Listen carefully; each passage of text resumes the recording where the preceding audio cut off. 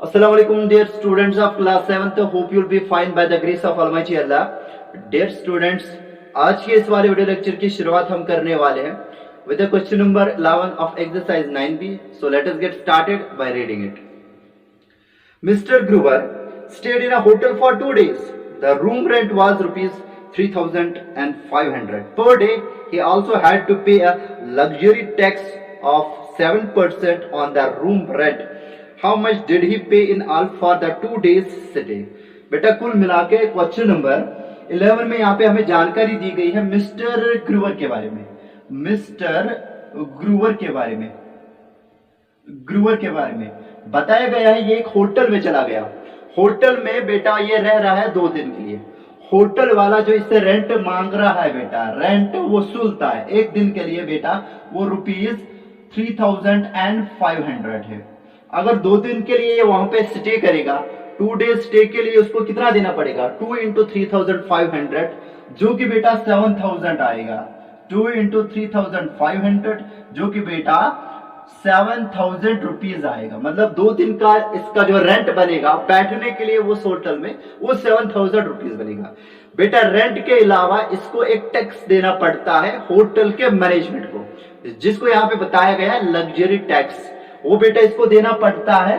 जितना भी रेंट होगा रूम का उसका 7%, मतलब 2 दिन का जो रेंट बनेगा रूम का, ठीक है, उसका 7% इसको लग्जरी टैक्स देना पड़ता है। अब ये लग्जरी टैक्स कैसा टैक्स होगा? हो सकता है बेटा इस होटल में जो इसका रूम होगा वो वेल इक्विप्ड होगा, मतलब वहां पे सभी सुविधाएं अच्छे से इसको मिली होगी। इसी तरीके से जो आउटसाइड होटल होगा, जो सिनेरियो वहां पे पूरा का पूरा होगा वो बिल्कुल मॉडिफाइड फॉर्म में होगा, जिसकी वजह से इनको टैक्स देना पड़ता है। एक तो स्टे करने का, और दूसरा बेटा जो वहां पे सुविधाएं इनको दी जाती है वहां पे कस्टमर्स को, उनका बेटा इसको 7% लग्जरी टैक्स देना पड़ता है। इसका मतलब एक तो इसको 7,000 देना पड़ेगा, दूसरा 7% ऑफ 7,000 इसको देना पड़ेगा। हमें बताना पड़ेगा 2 दिन के स्टे के बाद, जब इस होटल से निकलेगा, होटल से निकलने के बाद 2 दिन के बाद इसको कुल मिला के कितना रकम देना पड़ेगा एज द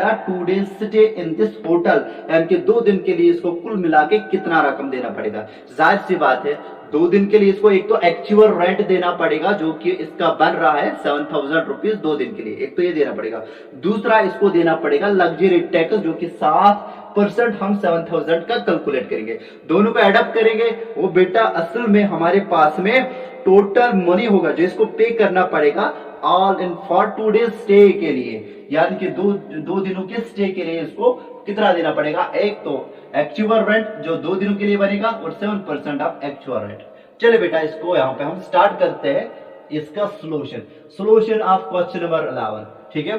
तो यहाँ पे हम लिखेंगे बेटा given rent for 1 day, given rent for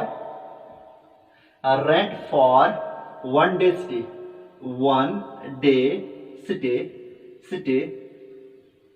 in the hotel. ये पता है 1 डे स्टे इन होटल। बेटा एक दिन के स्टे के लिए जो इसको पैसा देना पड़ता है वो बेटा 3,500 रुपीज है, ओके। तो उसके बाद में आल्सो लग्जरी टैक्स, आल्सो बेटा लग्जरी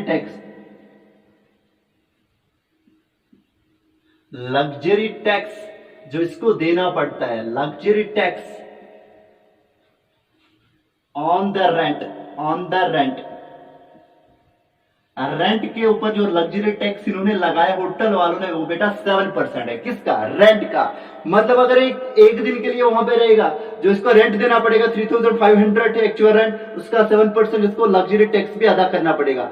2 दिन के लिए अगर रहेगा वहीं पे, तो इसका मतलब एक तो इसको रेंट देना पड़ेगा 2 दिनों के लिए 3,500 पर डे के हिसाब से, वो जो कि 7,000 बन जाएगा। फिर उसका 7% भी कैलकुलेट करना है, ठीक है बेटा। सो यहां पे हम लिखेंगे बेटा rent for 2 days stay, rent for 2 days stay, for 2 days stay in the hotel में 2 दिनों के स्टे के लिए इसको कितना रेंट देना पड़ेगा? कितना रेंट देना पड़ेगा, that will be equal to dear students 2 multiply by 3500 जो कि बेटा 7000 रुपीज 7000 आएगा। कितना आएगा बेटा, रुपीज 7000 इसको देना पड़ेगा 2 दिन के स्टे के लिए, ठीक है। ऑल्सो बेटा यहां पे हम लिखेंगे फर्दर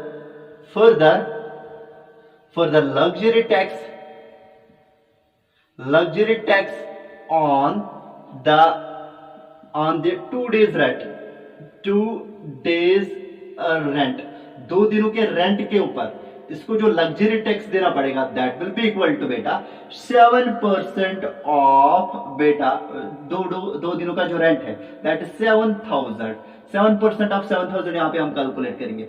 7% का मतलब बेटा 7/100, ऑफ का मतलब मल्टीप्लिकेशन, फिर यहाँ पे 7000 ही आएगा, ठीक है बेटा। तो 20 कट हो जाएंगे, 7 49 बेटा यहाँ पे आएगा, 49 आएगा और एक 0 भी आएगा, यानी कि 490 रुपीज इसको लग्जरी टैक्स 2 दिनों के रेंट के ऊपर देना पड़ेगा। अब बेटा जब ये निकलेगा 2 दिन के बाद इसको जो टोटल रेंट अदा करना पड़ेगा, टोटल जो ये अमाउंट पे करेगा फॉर 2 डेज स्टे, ठीक है, वो कितना होगा, एक तो बेटा रेंट फॉर 2 डेज और लग्जरी टैक्स फॉर 2 डेज होगा, ठीक है। Therefore total amount amount for 2 days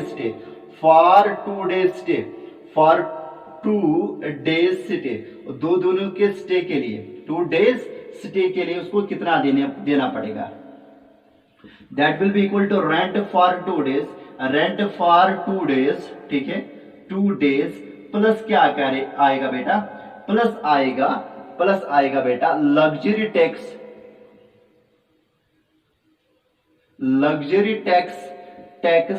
for 2 बेटा डेज आएगा, ठीक है, डेज आएगा।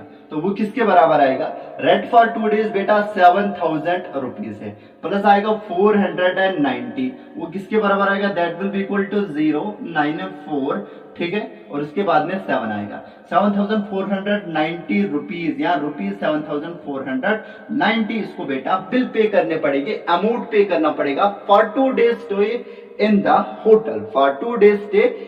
Hotel, that is dear student 7490। उम्मीद करते कि बेटा ये क्वेश्चन आपको अच्छे से समझ में आया होगा। नाउ डियर स्टूडेंट्स आप इसका स्क्रीनशॉट उठाइए, we are going to move towards the next question, that is question number 12। चले बेटा, उम्मीद करते कि आपने इसका स्क्रीनशॉट लिया होगा। तो क्या करना है, अब हमें बेटा नेक्स्ट क्वेश्चन यहाँ पे कंसिडर करना पड़ेगा, ठीक बेटा। आपको बेटा सर ने बताया होगा परसेंटेज इंक्रीज और परसेंटेज डिक्रीज कैसे कैलकुलेट किया जाता है, मतलब अगर कोई क्वांटिटी है उसका वैल्यू एक वक्त में देखा जाता है, वो कुछ होता है, फिर कुछ टाइम के बाद उसका वैल्यू नया आता है जो कि इंक्रीज हो रहा है। परसेंटेज इंक्रीज किसके बराबर होता है, सही बात। मान लीजिए ये जो मार्कर है ना, अभी ये बिक रहा है बेटा 100 रुपए में, अभी ये बिक रहा है 100 रुपीज में, और बेटा 1 महीने के बाद आफ्टर सम टाइम ये बिक रहा है बेटा 150 रुपीज में।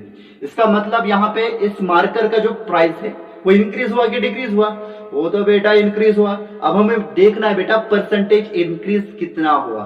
परसेंटेज इंक्रीज कैसे निकाला जाता है, किसी भी क्वांटिटी का, if some quantity is increasing we are having two values of the same quantity at two distinct intervals of time, मतलब पहला भी इसका वैल्यू पता है, दूसरा भी इस क्वांटिटी का वैल्यू पता है, और ये लग रहा है हमें कि इस क्वांटिटी का वैल्यू जो कि यहाँ पे कॉस्ट प्राइस ऑफ मार्कर है, ये क्वांटिटी बेटा, इस क्वांटिटी का वैल्यू इंक्रीज हो रहा है। तो परसेंटेज इंक्रीज कैसे निकाला जाता है, उसके लिए हमारे पास में फॉर्मूला है, increase in the quantity, increase in the quantity के वैल्यू में इंक्रीज होना, ठीक है, divide by original quantity, original value of quantity multiple bye बेटा 100%। इस तरीके से हम परसेंटेज इंक्रीज निकालते हैं। परसेंटेज इंक्रीज बेटा इसी फॉर्मूले से निकाला जाता है। उम्मीद करते हैं कि ये आपको समझ में आया होगा और ये आपको बेटा नजीर सर ने पढ़ाया होगा। तो परसेंट इंक्रीज इन क्वांटिटी कितना आएगा बेटा, 150 माइनस 100, परसेंटेज इंक्रीज का मतलब फाइनल वैल्यू और इनिशियल वैल्यू, बड़ा वैल्यू माइनस छोटा वैल्यू डिवाइड बाय बेटा ओरिजिनल वैल्यू। ओरिजिनल वैल्यू हमारे पास में 100 था और मल्टीप्लाई करेंगे बेटा 100%, 100%। इसका मतलब यहाँ पे ये 100 और ये 100% का कट हो जाएगा। 150 माइनस 100 दैट विल बी बेटा 50, लेकिन क्या करेंगे परसेंट लगाएंगे। इसका मतलब अगर मार्कर का प्राइस एक बार बेटा 100 था और फिर ये 150 बन गया, इसका मतलब इसमें जो इजाफा हो गया परसेंटेज इंक्रीज कितना हो गया 50% हो गया। मान लीजिए उल्टा कंसीडर करते हैं, एक बार मार्कर का प्राइस देखा गया 150 है रुपीज, ओके, दूसरी बार चेकआउट किया गया मार्केट में, इसी मार्कर का जो कॉस्ट प्राइस है वो ₹100 है। अब जरा बताइए इनिशियल स्टेज में देखा गया 150 इसका कॉस्ट प्राइस है, फिर फाइनल स्टेज में इसका देखा गया इसका जो कॉस्ट प्राइस है वो घट गया है और 100 बन गया है। अब हमें यहाँ पे निकालना है बेटा कॉस्ट प्राइस तो डिक्रीज हो गया ना मार्कर का ऑब्वियसली, इसका मतलब यहाँ पे हमें निकालना पड़ेगा बेटा जी percentage decrease in the cost price of the marker. वो किसके बराबर आएगा बेटा परसेंटेज डिक्रीज के लिए जो हमारे पास में फॉर्मूला है, percentage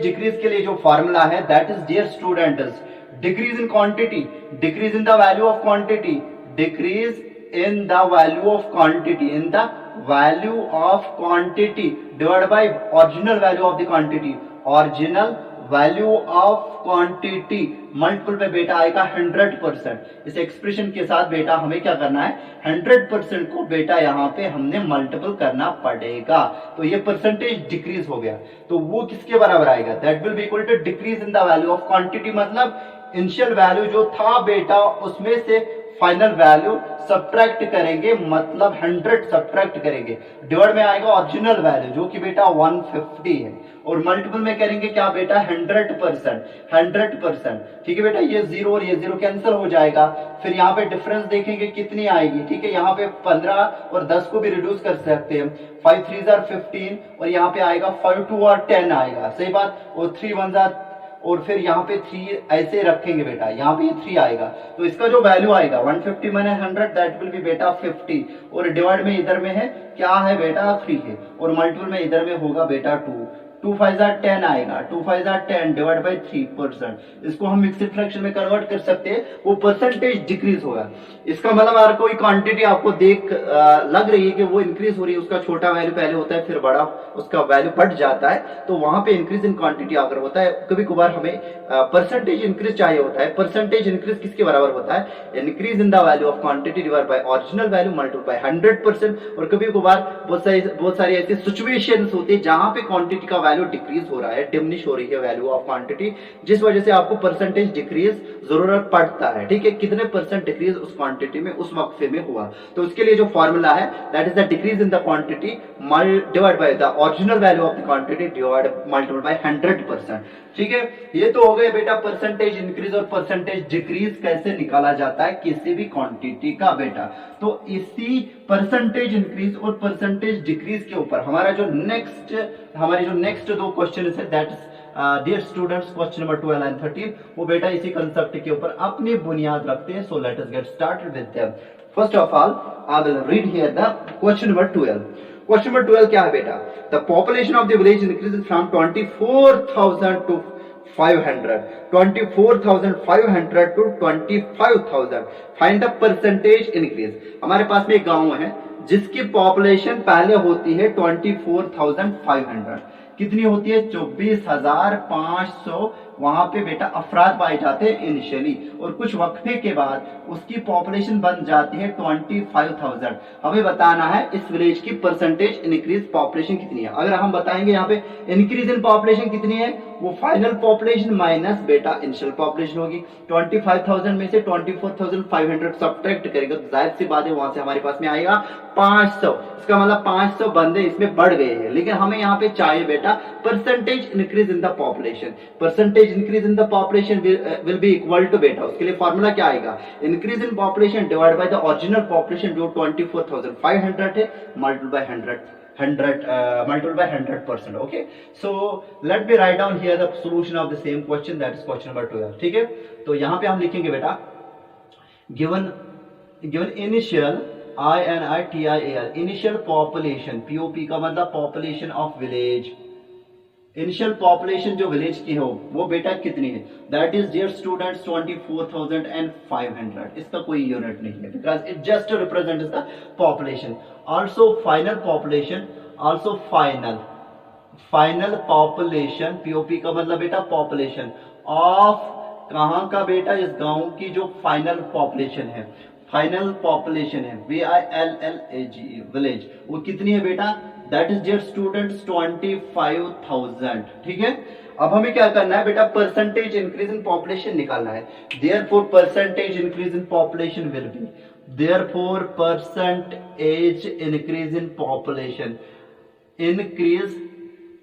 increase in population will be equal to that is beta increase in beta population, ठीक, डिवाइड बाय ओरिजिनल पॉपुलेशन या इनिशियल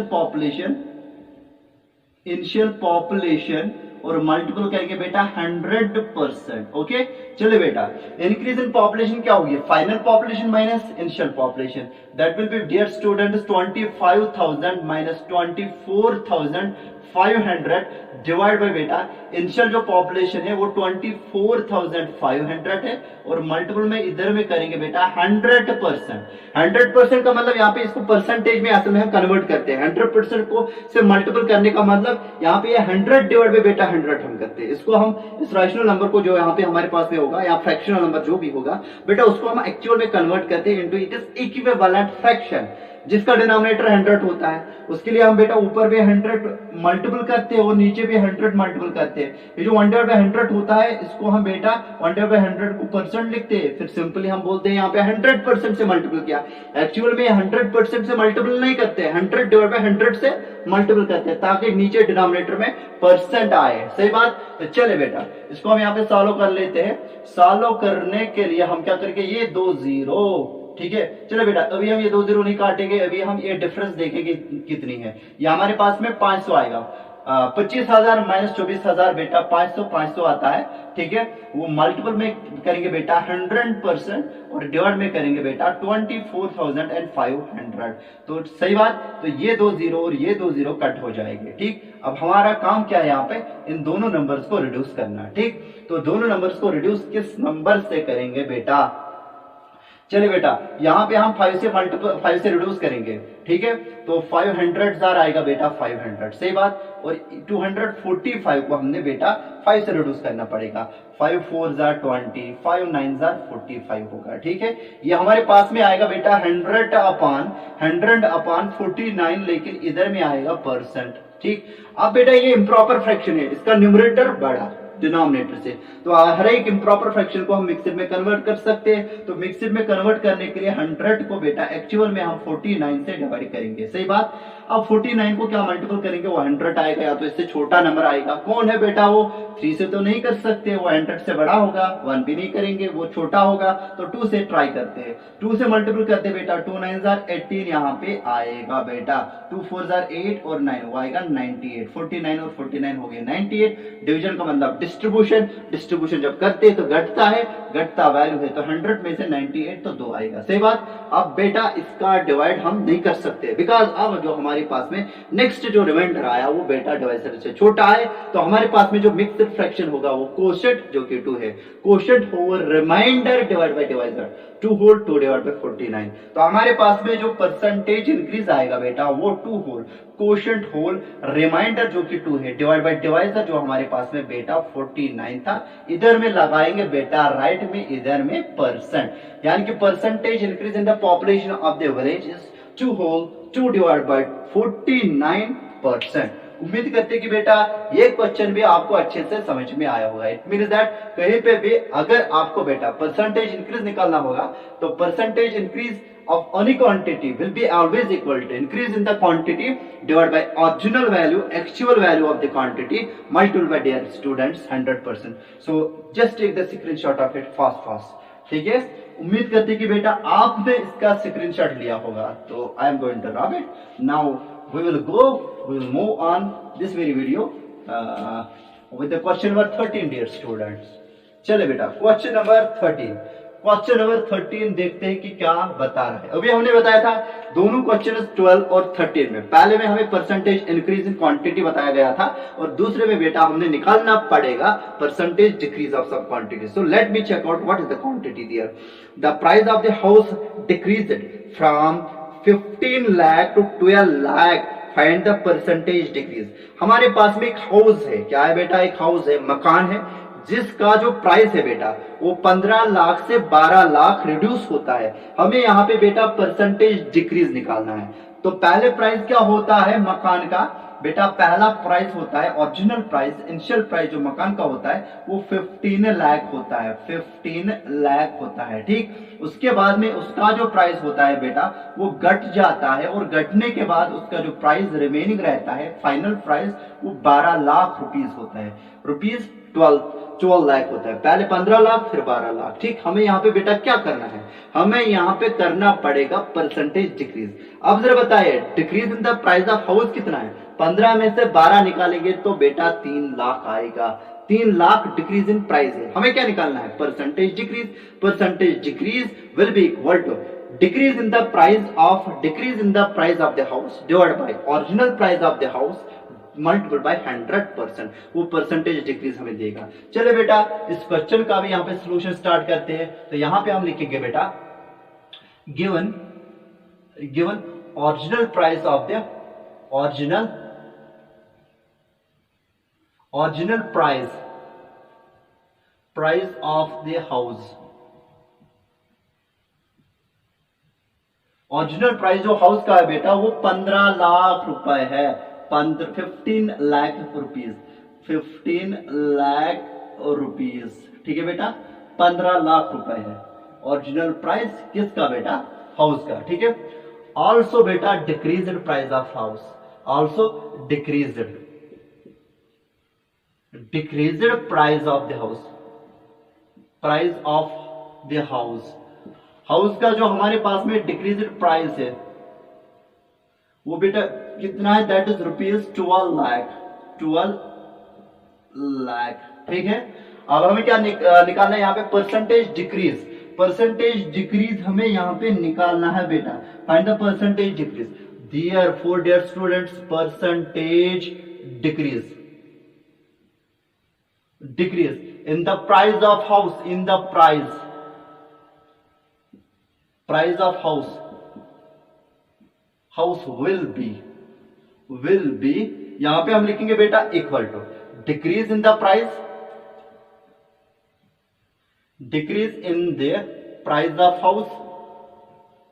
ऑफ हाउस बेटा डिवाइड बाय ओरिजिनल प्राइस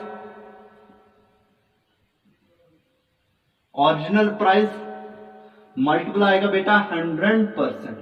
चलिए बेटा इसको यहां पे हम करते हैं consider. Decrease in the price of house वो बेटा 15 लाख माइनस 12 लाख होगा और बेटा डिवाइड में आएगा, इसको हम ब्रैकेट्स में रखेंगे, डिवाइड में आएगा ओरिजिनल प्राइस जो कि बेटा 15 लाख ही है, 15 लाख ही है बेटा, ठीक। और मल्टीपल में आएगा बेटा यहाँ पे 100%।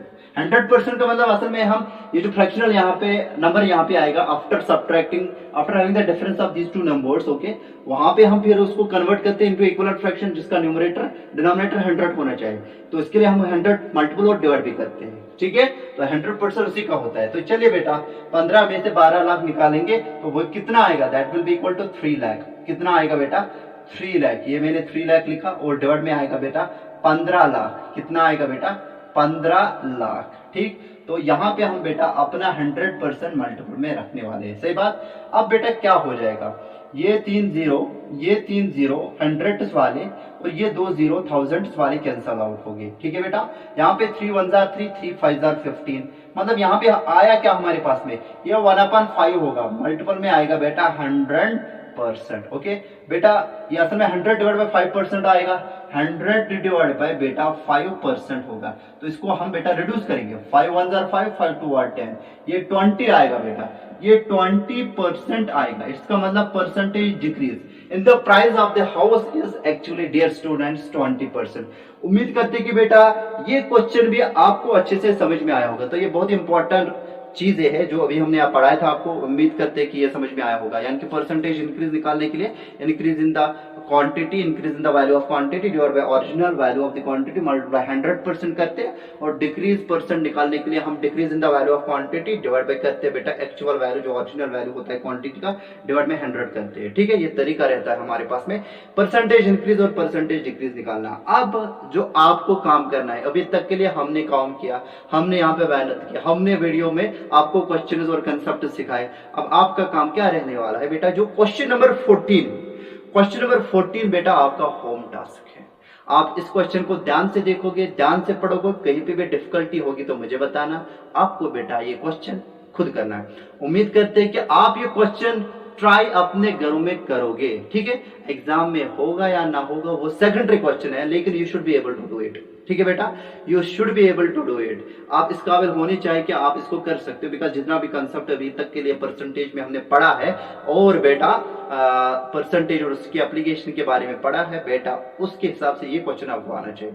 सो डियर स्टूडेंट्स, अभी हम इस वीडियो लेक्चर में आपसे अलविदा लेते हैं। तो नेक्स्ट वीडियो लेक्चर में with the next concept of the exercise फिर से मिलेंगे। तो तब तक के लिए बेटा अल्लाह हाफिज, थैंक